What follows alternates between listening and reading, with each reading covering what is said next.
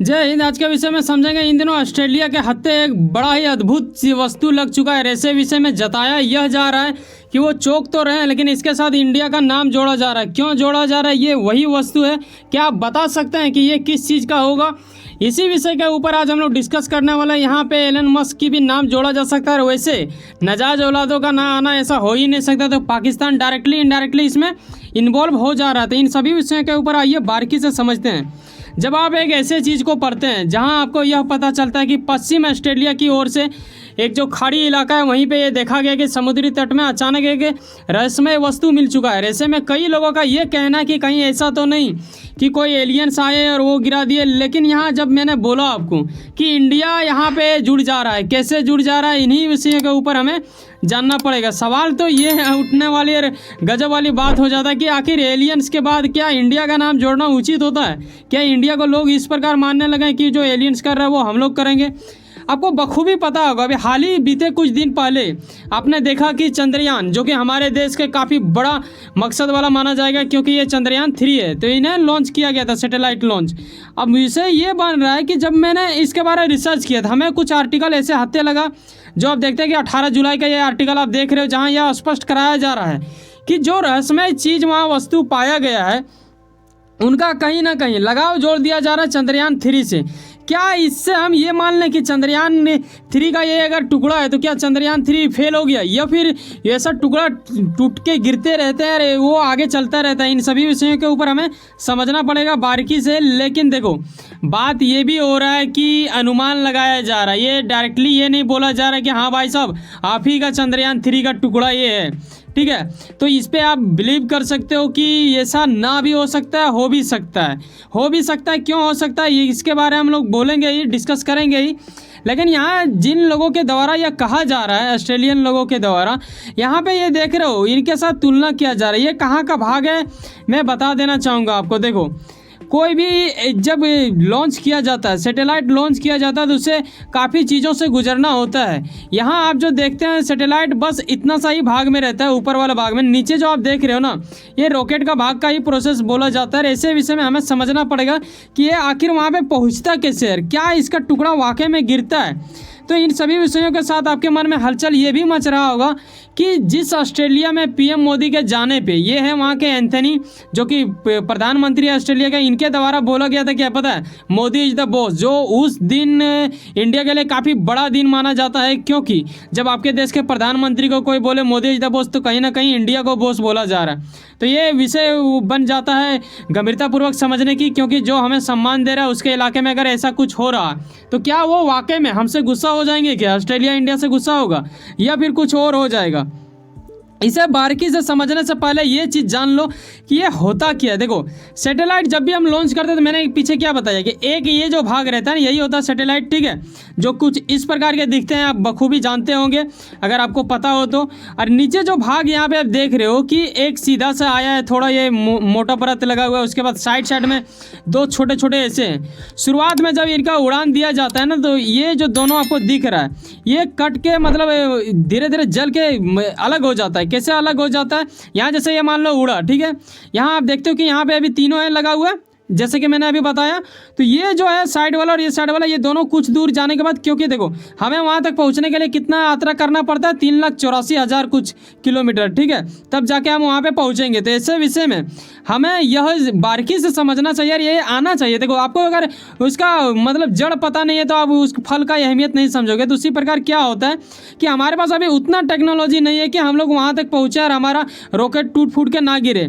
तो ये क्या होता है कि ये भाग टूटते जाता है। ये रॉकेट को इसलिए जोड़ दिया जाता है क्योंकि हमें बहुत दूर सफ़र करना पड़ता है, हमें काफ़ी ज़्यादा तेल की ज़रूरत है। तो ये जो आपको यहाँ पे पोजीशन देखते हो इसमें कुछ वो भी रहता है, ठीक है। यहाँ पे आप जैसे इस पोजीशन को देख रहे हो, यहाँ पे ऑयल काफ़ी ज़्यादा भरा हुआ रहता है तेल, तभी जाके वो उतना लंबा सफ़र करता है। अब संभावना यह जताया जा रहा है कि कई लोग ऐसे अनुमान लगा रहे हैं, हालांकि इसके बारे में रिसर्च भी चल रहा है कि वाकई में ये चंद्रयान 3 का टुकड़ा है या फिर किसी और ने इसे मतलब गिरा दिया बहुत पहले। इसके बारे में वीडियो के अंत में आपको बताएंगे। लेकिन ये जान लो कि इस प्रक्रिया में जब ये नीचे, ये तो फिक्स है, इससे हम मतलब ये नहीं कर सकते हैं कि नहीं भाई साहब ये तो मेरा हो ही नहीं सकता, हम इंडियन हम लोग कभी ऐसा नहीं करते। जी नहीं, हो सकता है कि चंद्रयान 3 का भी टुकड़ा हो जाए, या फिर उसका पहले का जो गया है 2, 1, ये सब का भी टुकड़ा हो सकता है। तो हमें ये समझना पड़ेगा। देखो जब हम लोग जो यहाँ पे सफ़र चालू करते हैं 3,84,000 किलोमीटर दूर ऊपर की ओर, तो ये पहले तो धरती के चारों ओर ऐसे ऐसे चक्कर लगाते हैं, ठीक है, ऐसे बढ़ते हैं। फिर यहाँ आप देखते हो मैंने यहाँ पे इसीलिए लगा दिया ताकि आप बारीकी से समझो।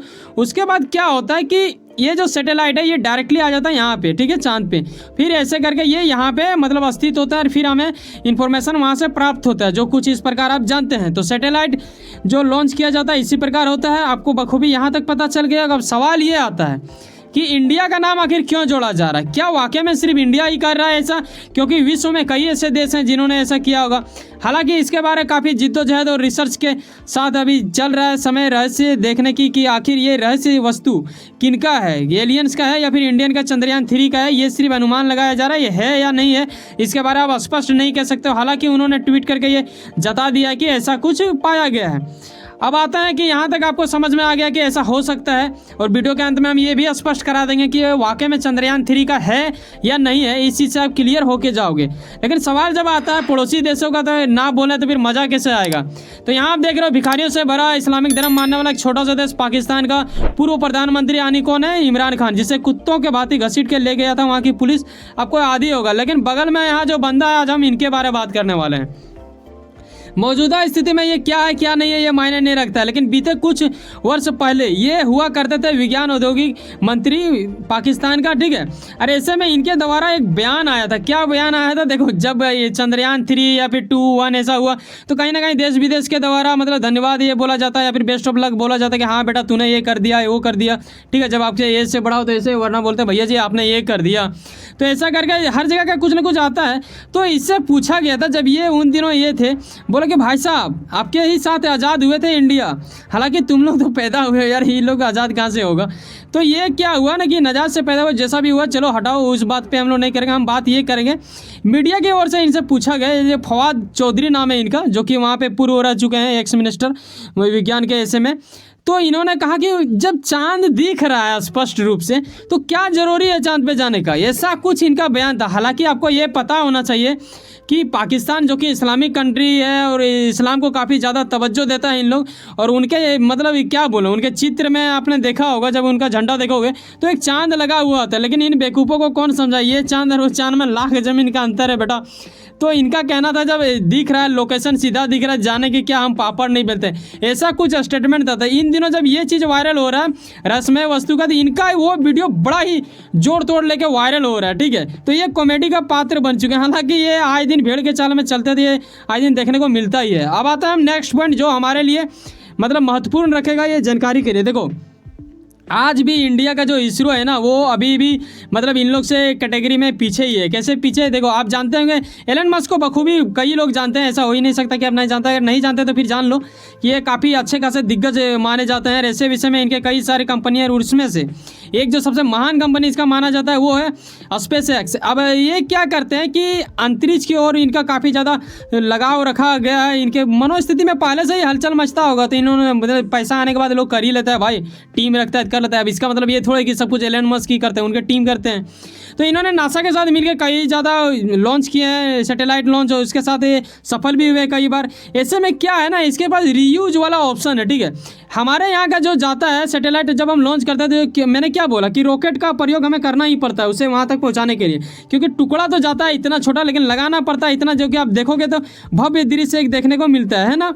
तो ऐसे में क्या होता है हमें इसको भेजना होता है, लेकिन हमारे पास क्या होता है कि हमारा जो रॉकेट रहता है ना वो टूट टूट के जल जल के गिरते जाता है, तब जाके वो आगे पहुंचता है। इनके पास वो वहाँ पे जाता है, फिर वो रिटर्न आ जाता है और फिर से वो लोग उसको यूज कर लेते हैं या फिर अपने काम में लगा लेते हैं। तो ये हमारे पास अभी नहीं है, लेकिन आने वाले कुछ वर्ष साल बाद शायद संभावना हो कि हम भी उस चीज़ पर सफल हो। और ऐसे में आपको पता है कि पीएम मोदी इस बार जब गए थे कहाँ पे यूएस विजिट में, तो एलन मस्क से भी बात हुआ, तो शायद हो सके अगर वैसा कुछ बात हुआ तो। हालांकि वो टेस्ला के बारे में ज़्यादा अभी रेफर करेंगे अपने ओर, ठीक है।